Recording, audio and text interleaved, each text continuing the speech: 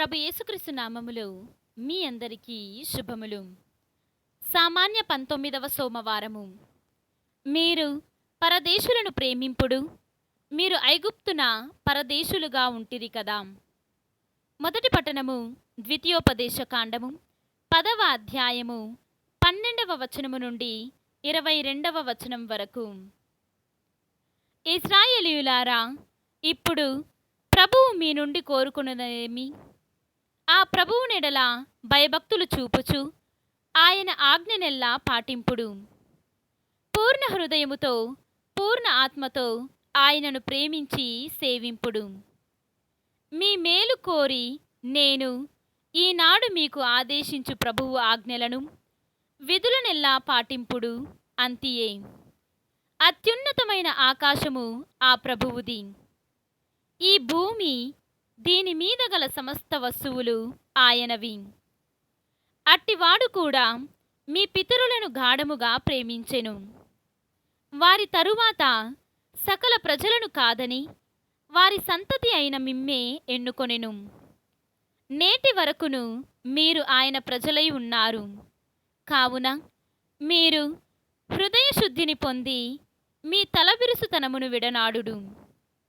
యావే దేవాతి దేవుడు, ప్రభువులకెల్లా ప్రభువు.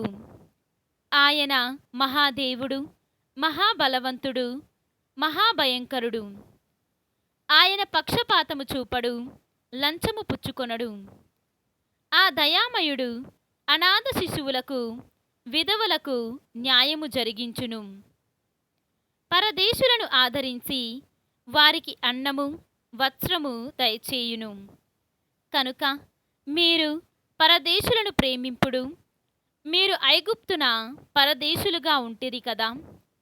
మీరు యావే పట్ల భయభక్తులతో మెలగుడు, ఆయనను పూజింపుడు, ఆయనను నమ్ముడు, ఆయన పేరిటనే బాస చేయుడు. ఆ ప్రభువునే మీరు కీర్తింపవలయును, ఆయనే మీ దేవుడు. మీరు కన్నులారా చూచిన ఈ మహత్తరములైన అద్భుత కార్యములనెల్లా కాంచినవాడు ఆయనే.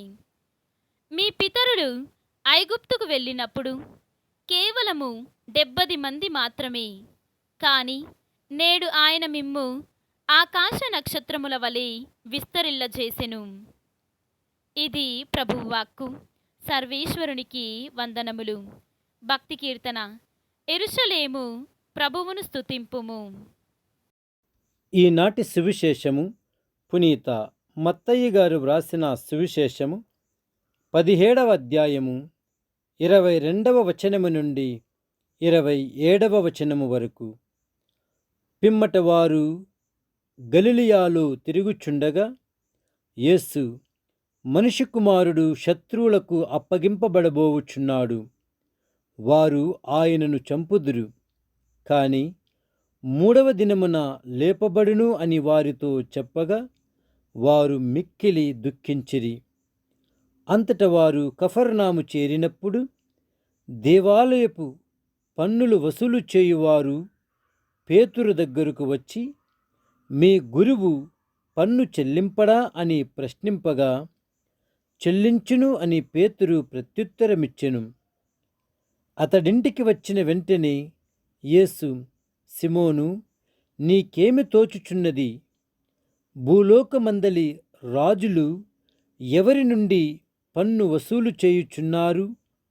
తమ పుత్రుల నుండియా ఇతరుల నుండియా అని ప్రశ్నించెను. పేతురు అందుకు ఇతరుల నుండియే అని ప్రత్యుత్తరమిచ్చెను. అయితే పుత్రులు దీనికి బద్దులు కారు గదా. వారు మనలను అన్యథా భావింపకుండుటకై నీవు సముద్రమునకు వెళ్ళి గాలము వేయుము. మొదట పడిన చేప నోటిని తెరచినప్పుడు అందుక నాణ్యమును చూతువు. దానిని మన ఇద్దరి కొరకు సుంకముగా చెల్లింపుము అని యేసు సిమోనును ఆదేశించెను. ఇది క్రీస్తు సువిశేషము. క్రీస్తువా, మీకు స్తుతి కలుగునుగాక.